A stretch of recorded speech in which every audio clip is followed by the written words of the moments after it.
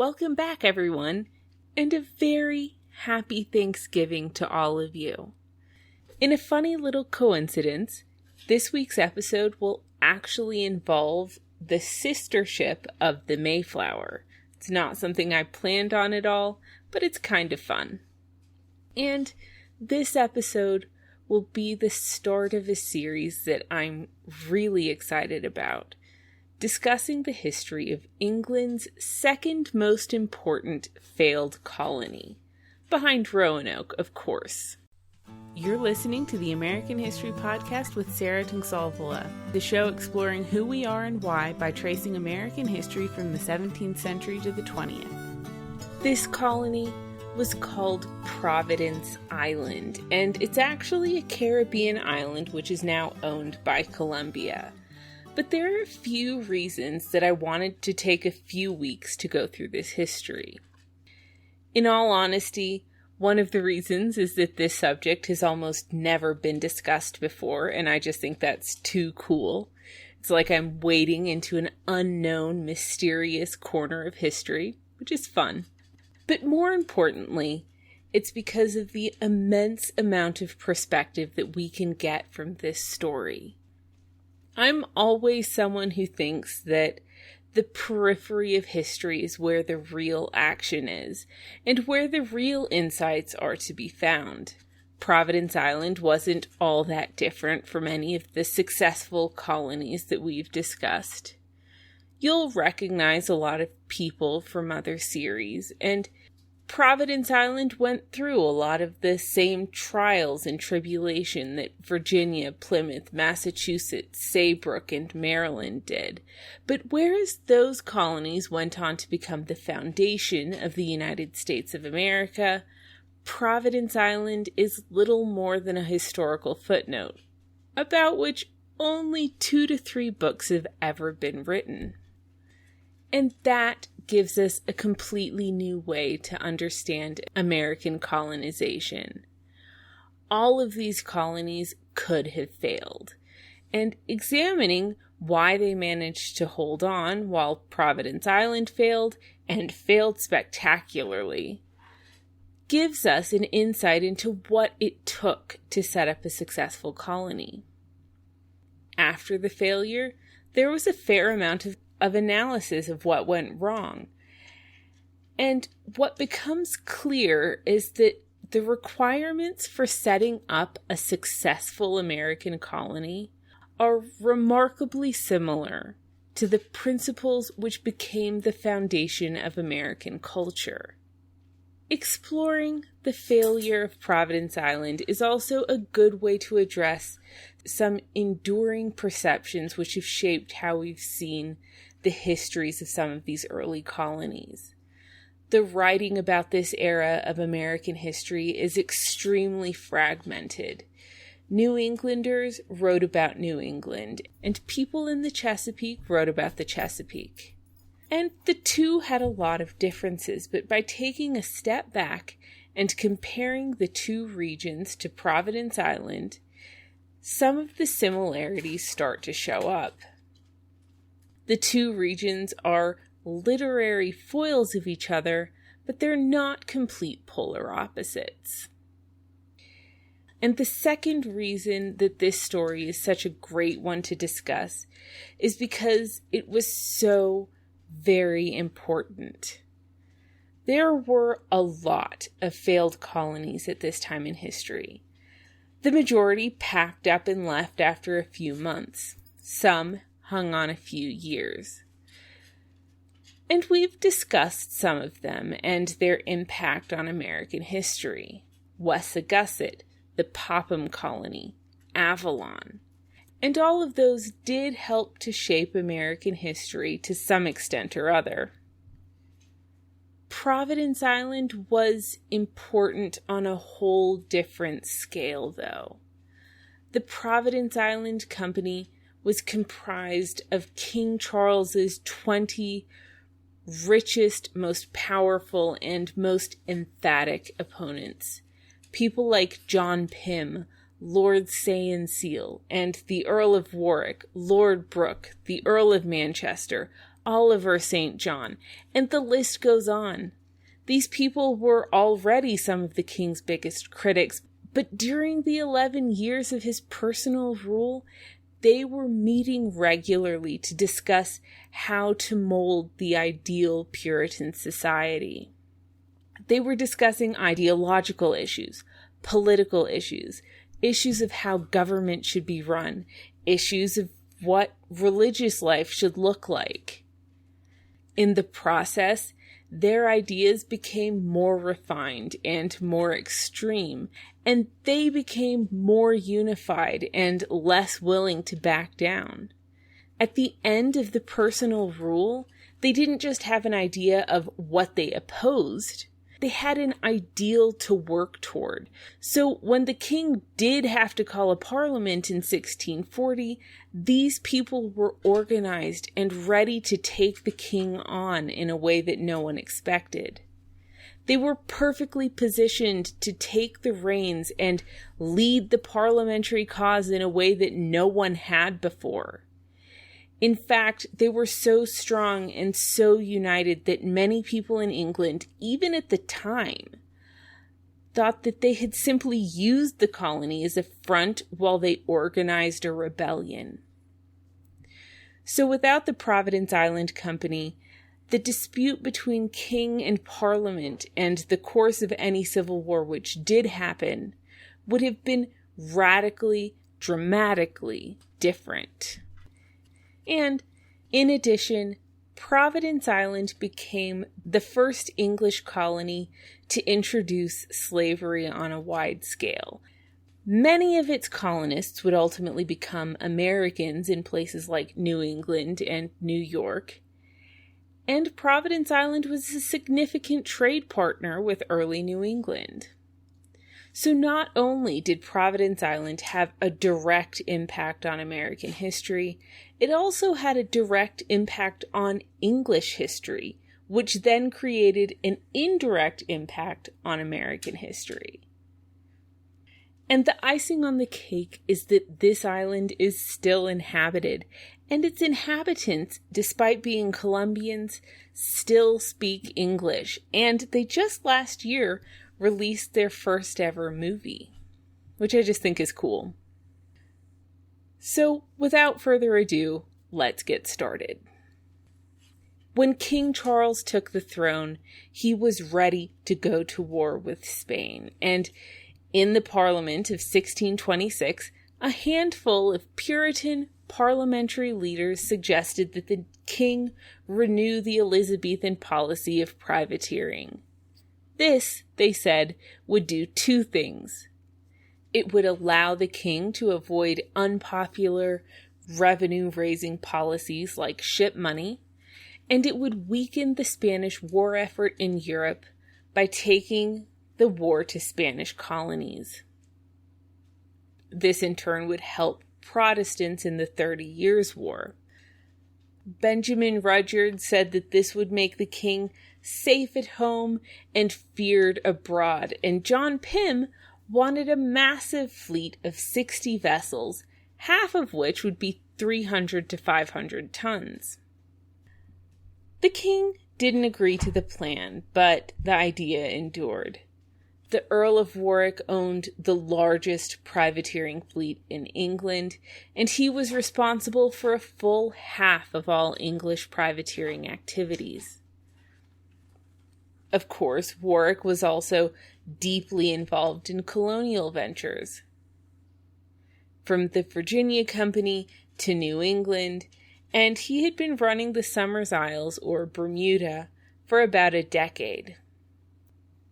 So he had some of his captains poke around the Caribbean to look for a suitable location for a colony which could facilitate the English colonization of Central America. Central America and the Caribbean were still the prime colonization locations, with gold and the ability to grow all sorts of exotic commodities. And in 1629, two of Warwick's ships, a bark which was inventively named the Warwick and Somers Islands, under Captain Sussex Cammock, and the Robert, under Captain Daniel Elfrith, came across 2 islands, 12 miles apart, just off the coast of Nicaragua. In Spanish, they were called Santa Catalina and San Andreas. Sir Francis Drake had once visited them, but they'd never been inhabited. No one else had successfully planted a colony so close to the heart of Spanish America, and the islands were worthless to the Spanish. To Cammock and Elfrith, though, they looked perfect. San Andreas was perfect farmland, but it didn't have a good source of clean water, and it wasn't easily defensible. Santa Catalina, though, looked ideal. After navigating a coral reef, which was excellent to help keep any potential colony secure, they landed, and they found a stunningly beautiful island, which, by the way, I've uploaded pictures of online. There's a huge hill on the island, and at the bottom there were trees that produced a cotton-like substance.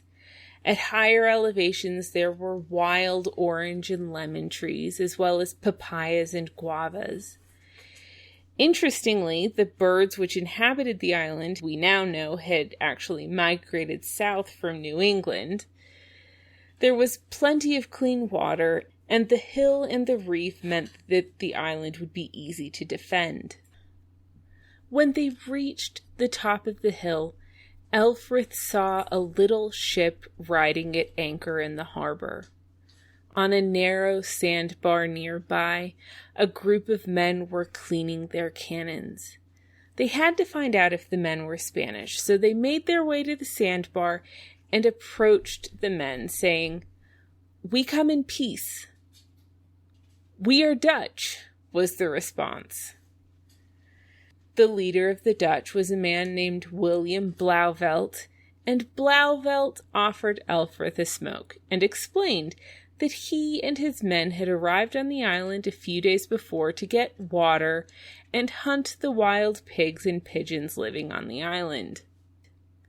They were privateering, trying to capture Spanish merchant ships which regularly ran supplies to coastal towns, which were about 50 miles away. Cammock and Elfrith had found the perfect location. Cammock stayed on San Andreas with 30 men to hold it and further explore it, and Elfrith rushed back to Bermuda and reported his findings to his son-in-law, Philip Bell, who was governor there. Bell was pretty dismayed by the ungodly state of affairs in Bermuda, as well as the colony's economic woes. So when Elfrith came with news of the perfect place to build a Puritan society, Bell wrote to Nathaniel Rich, Warwick's cousin and closest business associate, echoing Elfrith's enthusiasm and encouraging the colonization of Santa Catalina. He told Rich that the tobacco and other commodities that they could grow there could double or triple any man's estate in all of England. But the best thing about it was that it lay in the heart of the Indies and at the mouth of the Spaniards. And the worst thing about it was that it lay at the heart of the Indies and at the mouth of the Spaniards. But it could be fortified to the point of near invincibility. And wasn't boldness a virtue anyway? There was an outbreak of plague in London at the time, but as soon as the plague ended in November of 1630, Warwick gathered a group of 20 close Puritan allies at the home of Lord Brooke in Holborn. These people were largely related by marriage, but they were also already the people in England who were most upset about the king's actions. They had led the charge against the ship money, for instance, and they were even firmer in their Puritanism than most. The Earl of Clarendon later said that Lords Saye and Brooke were the only peers in England who were actually Brownists, positive enemies to the whole fabric of the English church. And a week after their first meeting, Secretary William Jessup drafted a petition to the king asking for permission to colonize Santa Catalina, which they would rename Providence Island, and San Andreas, which they would rename Henrietta. Obviously, the latter name was an attempt to placate the king who they had opposed so consistently, and to further encourage the king's cooperation, they made Warwick's brother, Henry Rich, the Earl of Holland, governor, and had him advocate for the company's plan at court.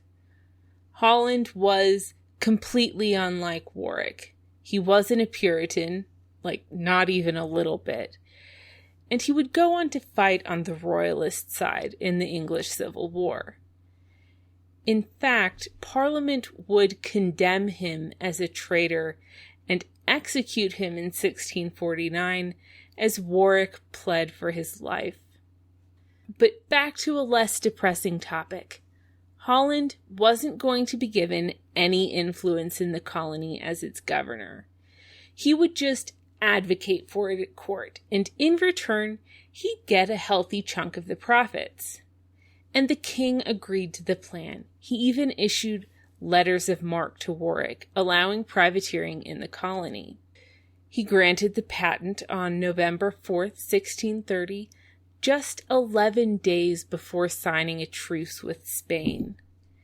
He didn't know how long peace with Spain would last, and if war did break out again, it would be good to keep the Spanish occupied in the West Indies, Elizabethan style.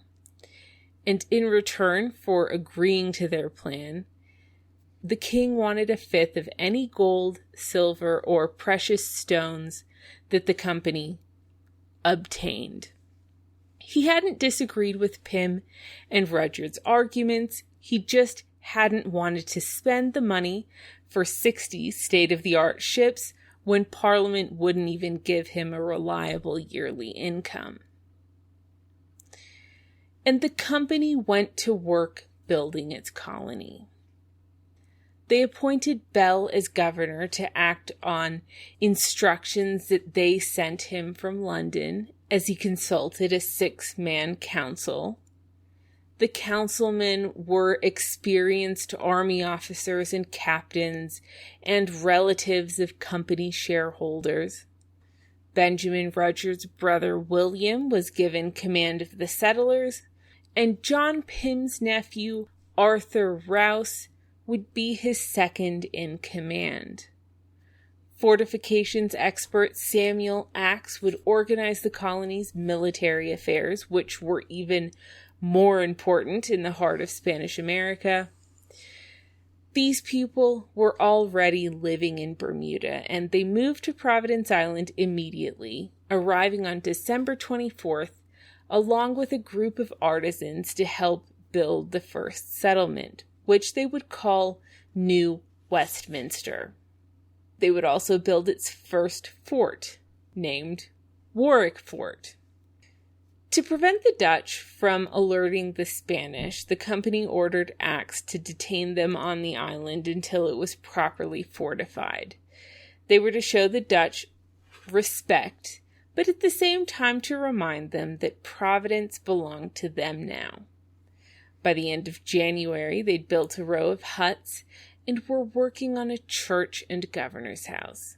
Soon, those were done too, as well as pens for livestock, a forge for tools, a horse-powered mill and ovens, and fields were planted.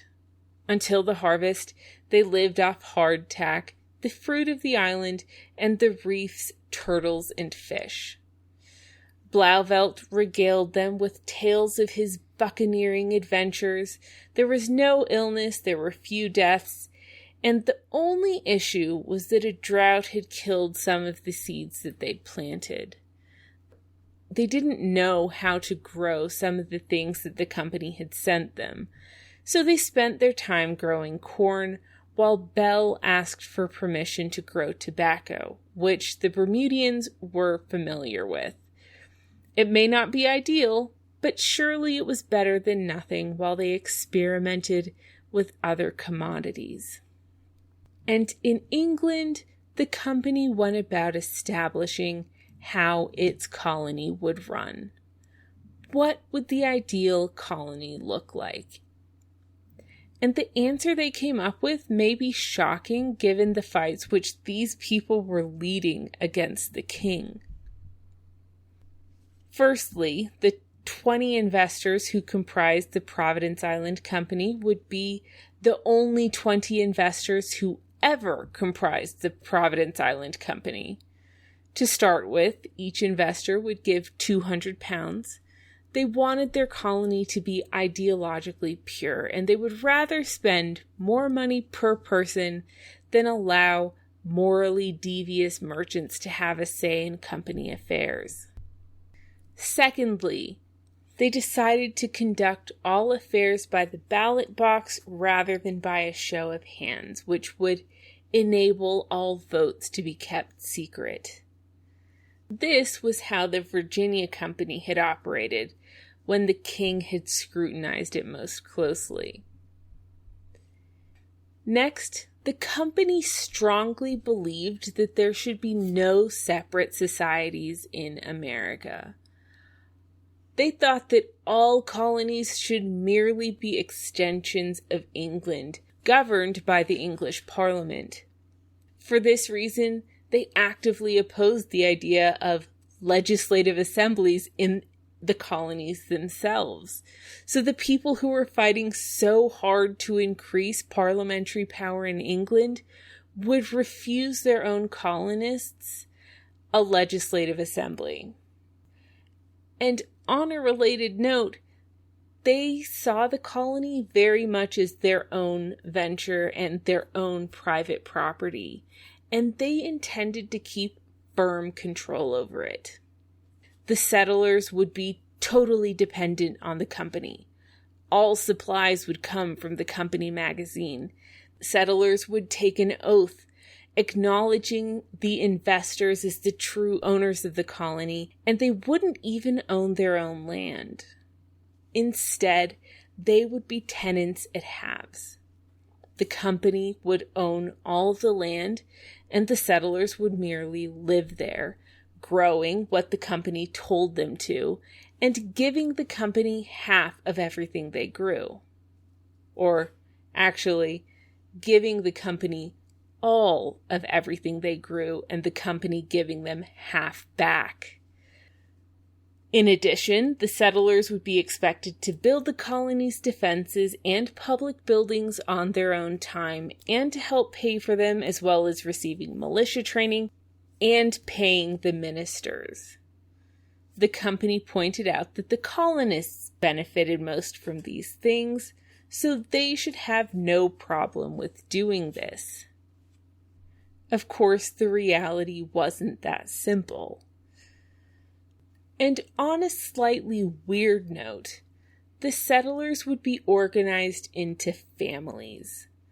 For the most part, women and children wouldn't be allowed to go until the island was fortified, but that didn't mean that the family structure couldn't be replicated.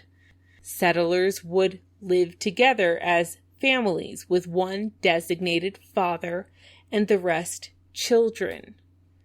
That's slightly less odd when you consider the fact that most of the indentured servants at this time were orphaned and abandoned teenagers who had been forced aboard ships bound for the colonies.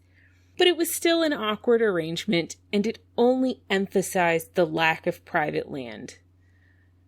Families were prohibited from even dividing up the land into individual plots, that they worked separately, and they were told that they must work it together.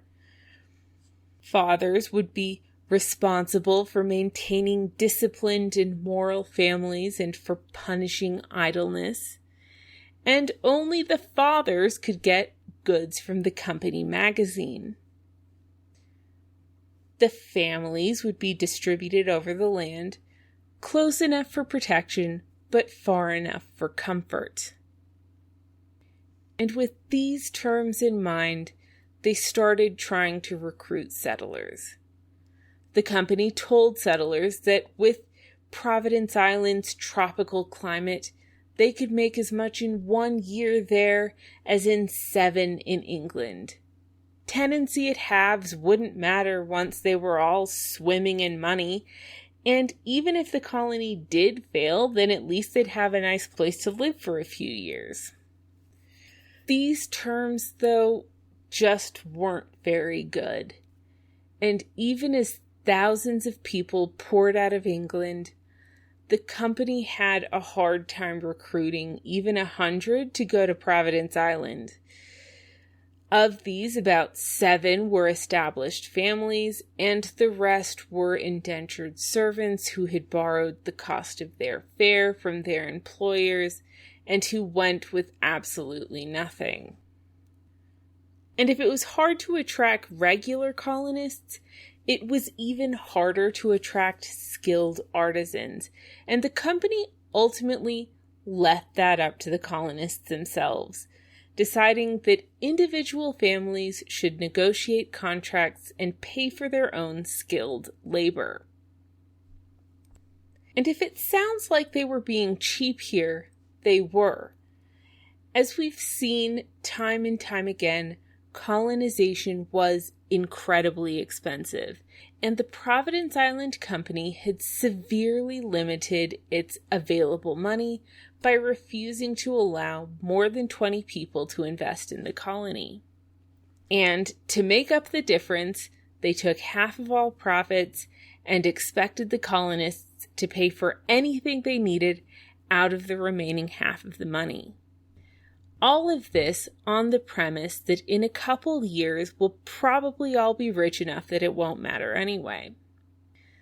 This was the ever-present dilemma of colonization, but in an even more extreme way than we've seen in the past. In February of 1631, though, almost 100 settlers set sail aboard the Seaflower. They went with orders to plant twice as much corn as they needed, as well as other food crops, and they were told that as soon as the colony had enough food, the company would send a whole lot more colonists. And they were ordered to experiment with tropical commodities and see what they could find on the island that they might be able to sell in England. Anyone who found a viable crop would be rewarded, and they were prohibited from planting tobacco until they'd experimented with other commodities. So it's already a slightly odd attempt to found a colony, but all colony attempts were slightly odd to begin with. A lot of the themes are similar to the early days of other colonies. No colony started out with private land. Every colony started out with too little money, needing a quick return on investments to keep the company viable. And with the exception, perhaps, of Maryland and Massachusetts, which were founded near existing colonies, every colony had exaggerated expectations of quick profit. Expectations which settlers inflated to encourage the investors to spend more money. Though Providence Island may have been quirky in its ideological foundation, every colony was both idealistic and ideological. And avoiding tobacco dependence in Providence Island would undeniably be preferable to going the way of Virginia and Bermuda, especially in 1630 when tobacco prices were at their lowest ever. The really odd thing to me, though, is that after so many years in the colonization business, Warwick and his colleagues thought that one of the ways to avoid the problems faced by other colonies was to increase control from London. It's worth noting, though, that except in the unique case of Massachusetts Bay, companies and colonists always entered into an adversarial relationship, and Warwick had always been active on the company side of the conflict. And from the company's point of view, the colonists had always been at fault for their own difficult situations, as well as the company's financial problems.